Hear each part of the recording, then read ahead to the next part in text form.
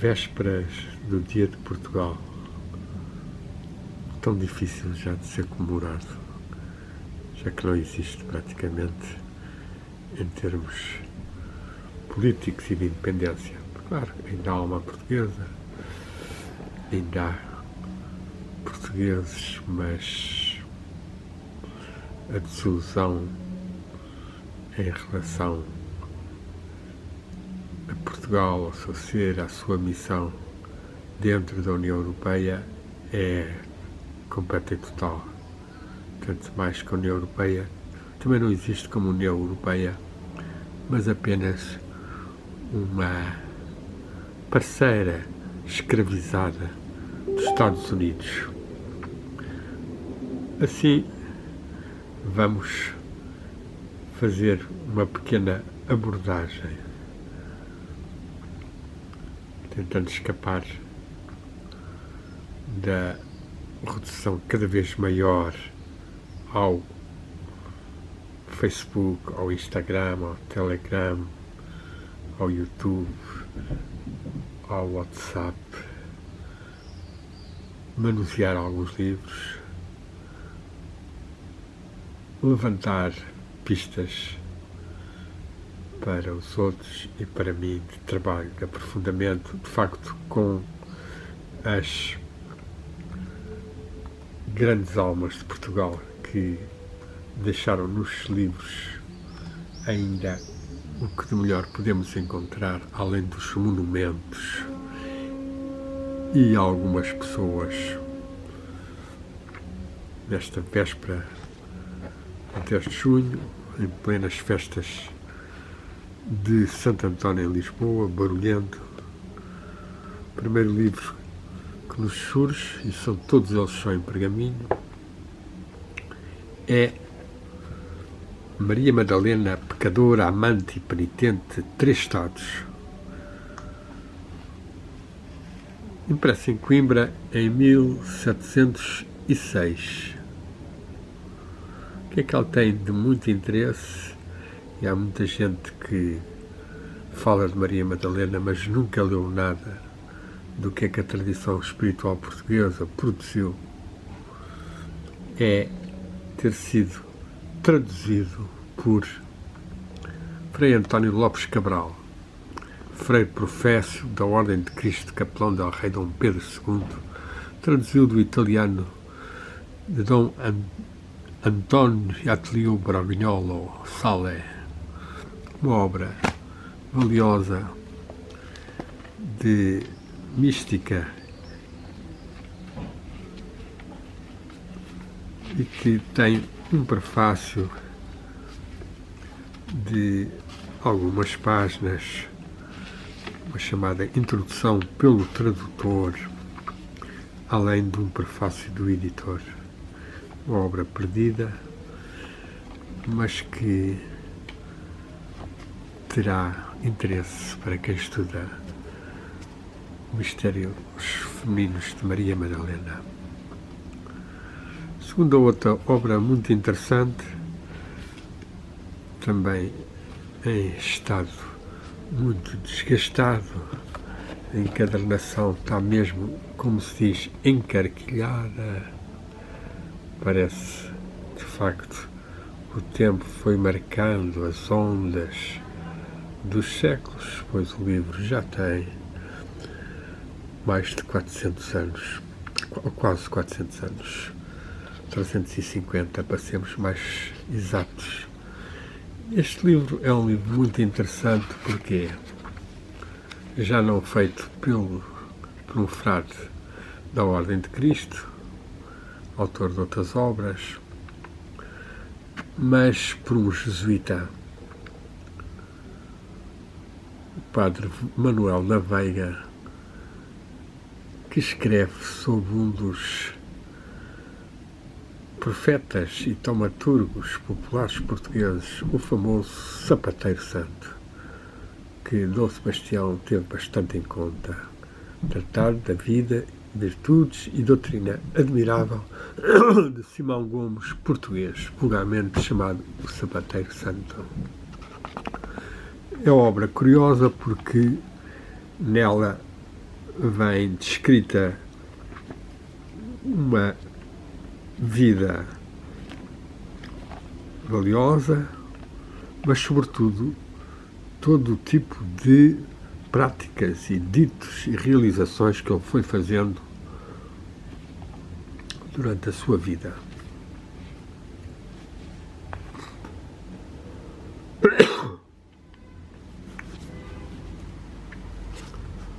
A terceira obra tem uma encadernação muito curiosa, um pergaminho aveludado com desenhos mandálicos no seu interior,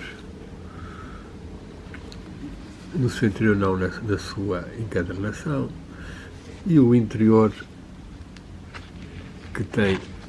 a questão grave de estar incompleta. É uma edição feita em Anvers, em 1720, de as famosas Meditações e Solilóquios de Santo Agostinho. Também de um padre da Companhia de Jesus, Padre Pedro de Ribadeneira, conhecido e que teve obras traduzidas em português. É uma obra de devocionalismo afetivo, tipo Santo Agostinho, e que teve bastante sucesso, nomeadamente em Portugal, nos ermitas descalços ou não de Santo Agostinho, que tiveram um dos seus pontos fulcrais na espiritualidade portuguesa, bordejando por vezes uma certa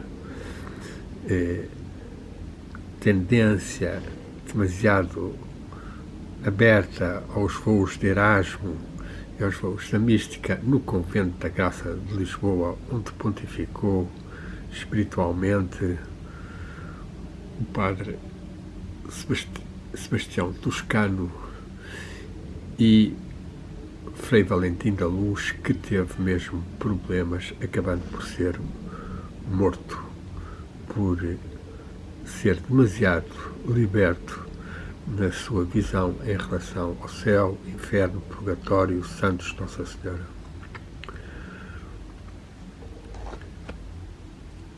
A obra seguinte é um tratado de um frade menor capucho da província da Nossa Senhora da Rábida. Representa a tradição espiritual portuguesa da montanha, da Arrábida, dos ermitas franciscanos, e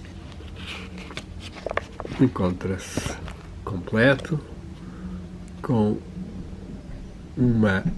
vinhetazinhas muito simpáticas com o nome de Jesus, ou são Is e Maria, Maris para alguns mais esotéricos, e é realmente tratado com poucas, breves e claras palavras,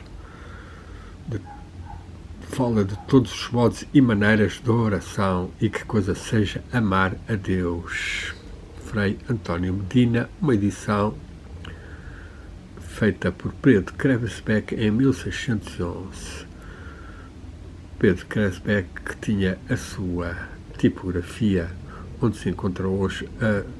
Livraria Antiquária do Calhariz, grande casa leiloeira durante muitos anos, hoje editando só um boletim enviado a quem o pedir. Esta obra é, pois, uma obra da mística, da tradição espiritual portuguesa,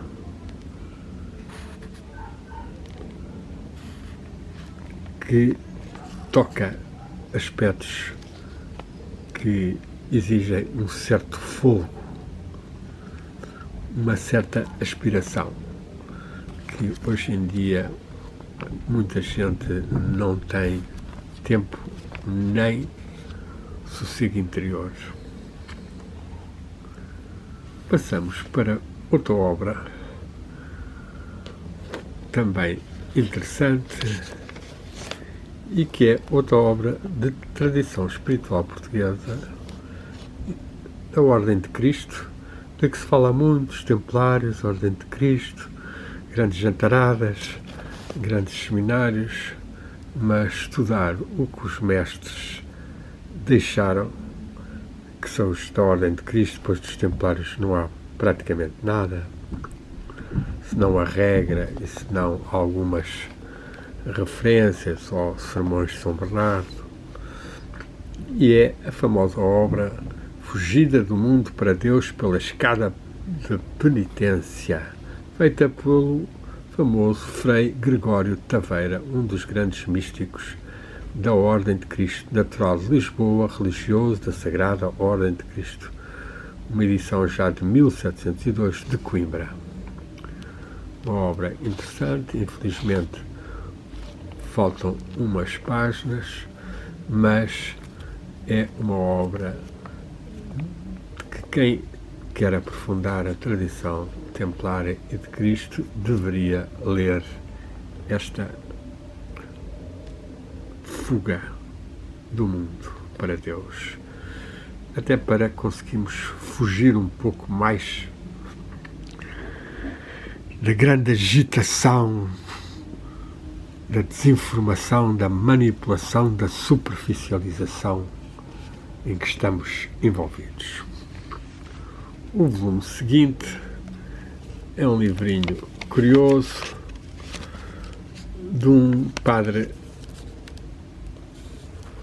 franciscano espanhol, Frei Joanetinho, e é uma edição sobre os aforismos superiores e inferiores, tanto inferiores como inferiores, para a concórdia e paz e a tranquilidade da República se conservar. E tem na parte final um famoso tratado que aparece em várias obras, que é o Opúsculo de São Boaventura, também da Ordem dos Menores, franciscana, das 6 asas dos serafins, em que ele comenta o que é que essas 6 asas podem representar de qualidades. É uma obra interessante e que chegou a Portugal, não sei de que modos. Este livrinho, ainda com os atilhos, é uma obra curiosa, não é vulgar, também do século XVII, 1662, e é a vida do Padre Estevão da Purificação, natural da Vila de Moura, um carmelita, chamado vulgarmente o Santinho, com os seus exercícios espirituais, etc. E foi autor o Padre Cruz de Jusante, natural da Vila de Abrantes, famosa Vila de Abrantes, que teve a sua Academia Tiburtina e que está a ser reavivada pelo nosso amigo Paulo Falcão e um grupo seleto de estudiosos das coisas antigas de Portugal e de Abrantes e da região. Eis aqui a Vera Efígies do Venerável Padre Sebastião da Purificação,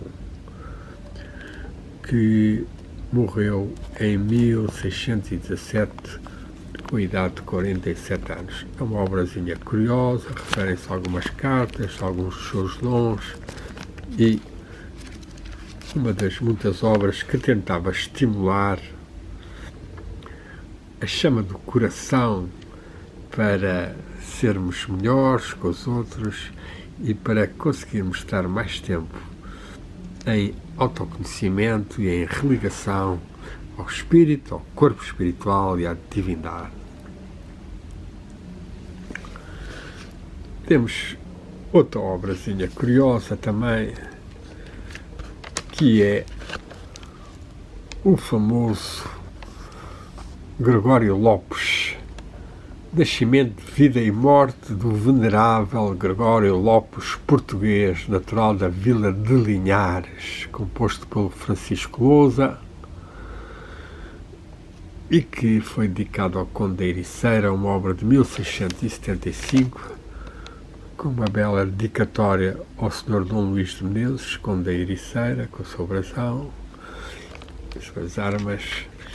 e que contém uma descrição bastante grande da vida deste santo que foi viver para o México e que tinha uma capacidade de intuição muito grande e de comunhão com a natureza e com os seus segredos. É uma obra curiosa, uma pequena marginália ao contrário, pessoas que passaram, marcaram o livro e hoje chega-nos tentando nos transmitir as suas forças. Nota de posse da livraria de Manuel Ferreira, cujo Manuel Ferreira, o seu pai, conhecia muito bem quando fui professor de yoga no Porto e a quem devo simpatias nos preços, já que ganhava pouco. E fui-lhe comprando alguns livros e, sobretudo, muitas revistas da Águia, além de algumas conversas interessantes. Outra obra também valiosa, durante séculos, As Delícias de Muita Gente, também incompleta, faltam as primeiras páginas, uma encadernação também encarqueada com as ondulações do tempo que passam através de nós e que não nos apercebemos bem, senão com as quedas e marcas na saúde ou nas desilusões, mas que diariamente, tais com a maré cheia ou vasa do rio e do oceano,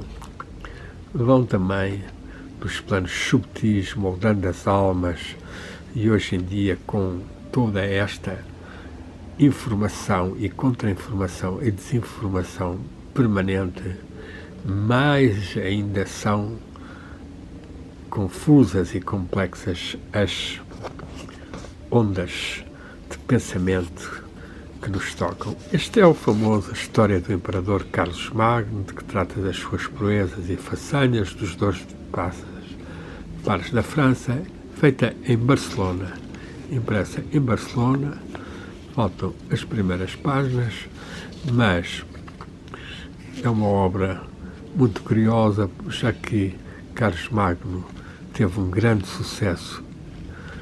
esta obra, até ao meados do século XIX, quase ao começo do século XX mesmo, com edições populares mais pequenas, tais como a famosa Vida as 7 Partidas do Infante Dom Pedro. Carlos Magno, que deixou, que é um ascendente de Dom Afonso Henriques e logo de muitos portugueses, dos fundadores de uma Europa, e que hoje em dia certamente se envergonharia com o estado desta Europa em que Ursula e Borrell, não eleitos, estão a levar para a morte de milhares e milhares de pessoas e para a destruição de cidades, terras, armamentos, riquezas, numa completa submissão ao Império Norte-Americano, uma desgraça total. Já não é a Europa, mas é os Estados Unidos da Europa. Falta-nos Carlos Magno, ou o seu famoso Rolando, que foi Roldão ou Rolando, que foi um dos seus grandes pares e heróis. Vamos continuar a avançar, já estão quase no fim, e esta obrazinha é muito curiosa, pois trata-se de uma tradução para português do padre famoso confessor de Santa Teresa de Jesus, Frade São João da Cruz, primeiro descalço, e que mostra bem a sua vida, a sua devoção, companheira inseparável da Santa Madre e Doutora Teresa de Jesus, e que já tem aqui referências ao famoso desenho que São João da Cruz fez e que hoje em dia é possível conhecer-se melhor e ver-se, e a obra é pequenina, mas tem com que intensificar a devoção ao sagrado. Com pequenas vinhetazinhas, não há grandes notas de posse e apenas manchas e furos do tempo.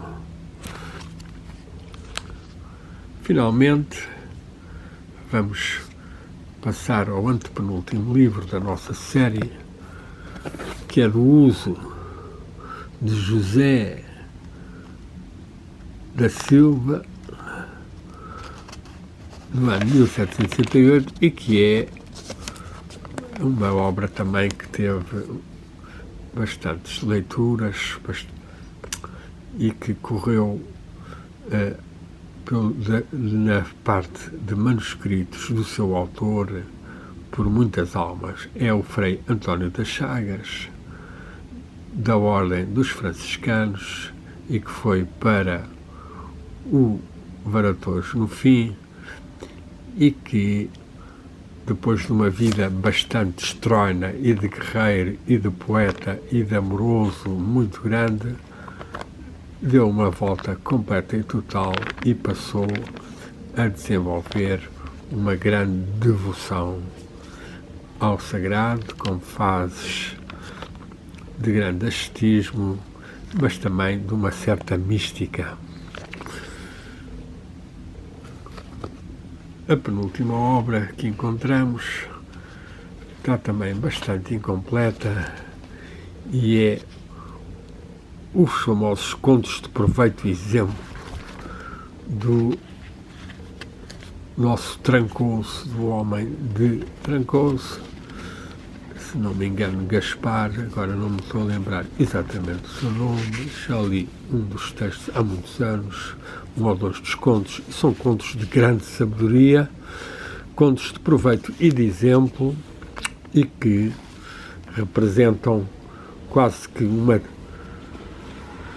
erudição maior dos romances populares e dos contos que vinham dos Mil e Uma Noites e do Panchatantra e de outros, e que, de Esopo, e que foram escritos por este Gonçalves Trancoso. Finalmente, a última obra é um pergaminho mais duro, com um catecismo explicado, uma anotação marginal. É uma obra já de 1840, um catecismo da doutrina cristã, explicado também com falhas, e que de facto é a obra mais fraca destas todas, mas serve para mostrar um conjunto de obras de uma biblioteca de um espiritual e que foram assim representadas diante das armas de Portugal, as armas ainda antes da mudança de Dom João I, que inheritou estes escudetes e que já não convergiam como estão aqui para o centro, e que são então obrazinhas que nos tentam ajudar a aspirar mais ao sagrado, ao espírito que está em nós, de origem divina. E vamos ler um pouquinho de um destes textos: as virtudes que os santos ou as pessoas que tentam avançar no caminho espiritual, ou que outrora se chamava de santidade,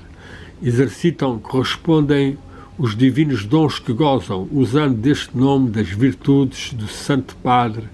Estreitaremos em poucas palavras sua relação. Entre os mais foi um dom muito celestial, dos admiráveis que o seu divino mestre, nosso Deus, infundiu em sua alma, sua alta sabedoria em místicos sacramentos, do qual há deixado livros, e tratados tão sublimes que fazem competência em o sublime aos do grande Dionísio Areopagita, ou pseudo-Dionísio Areopagita, um sírio neoplatónico do século IV, V, que introduziu os níveis das emanações e dos esquemas de Próculos, criando uma ordem em 9 coros dos anjos, arcanjos, tronos, virtudes, potestades, etc. Dionísio Areopagita, que de facto não tinha grande experiência espiritual angélica, portanto é um livro que é muito apenas intelectual, enquanto que São João da Cruz, tal como Santa Teresa de Jesus, tiveram bastante mais despertar interior e visão. E diz assim: fazem competência em o sublime aos do grande Dionísio Areopagita, porque sendo sua doutrina cheirosa, flor da mais pura contemplação, se declara com modo tão decente, próprio como nascida das entranhas da mesma matéria, que nem ela parece poder declarar-se por outro estilo. Nem o Santo Padre, São João da Cruz, achava modo para melhor a declarar. De quem fosse esta sabedoria e este dom, bem o mostrava a assistência de uma pomba que em sua cela residia, mudando-se com ele de um para outro convento, como claramente se viu em Granada, em Segóvia, e em que agora aparece em sua bendita carne, como se dirá depois. Também foi dom celestial nascido e ajudado deste o da sua alta contemplação. Quem poderá falar da sua pureza, sua perpetuidade, seus efeitos? Transcendia com ela as nuvens de toda a imaginação, a luz de toda a humana inteligência e impura obscuridade, e bebia e ensopava em si os claros raios das trevas, daquele eterno sol em quem, como divina águia, se renovava e amanhecia a luz a seus olhos, tendo por impedimento, na mais alta união com Deus, tudo o que não era esse mesmo Senhor, ainda que fosse o mais soberano e subido. Rara pureza. Tão absorto andava de ordinar em Deus, que era necessário violentar-se a si próprio para advertir o necessário na vida ativa, muito mais que outros, para entregar-se à contemplação. E assim costumava roçar pelas paredes os nós dos dedos até magoar-se bem para com a dor tornar em si. Disse a uma pessoa a que ele muito se inclinava pela virtude, tanto é a consolação que a minha alma recebe, que teme entrar em lugar aonde esteja muito recolhido, porque me parece, não pode já meu fraco natural sofrer tanta fruição de Deus, e assim me abstenho. É claro que temos aqui certos exageros destas capacidades de contemplação e da união com a divindade. Foram seres que tiveram, de facto, a energia da alma intensa e forte, grande devoção ao Mestre Jesus, grande despertar interior, e receberam esses dons, essas bênçãos, seja dos Mestres Jesus, seja do Espírito Divino, ou como ele aludiu a essa pomba que estava por ele. Possamos nós, em terra do Espírito Santo, e que foi parte da tradição portuguesa e que está há muito apenas em festejos e numa certa fraternidade inegável, e até improvisação nos cantos e nos bodos, sobretudo nos Açores e no Brasil, possamos nós, de facto, unir-nos mais ao Espírito Divino, Espírito Santo, dando graças a Deus por estarmos nesta tradição espiritual portuguesa, e apesar de todas as negatividades do imperialismo norte-americano e da submissão da União Europeia a uma nova ordem económica mundial e a toda uma ideologia em que a espiritualidade não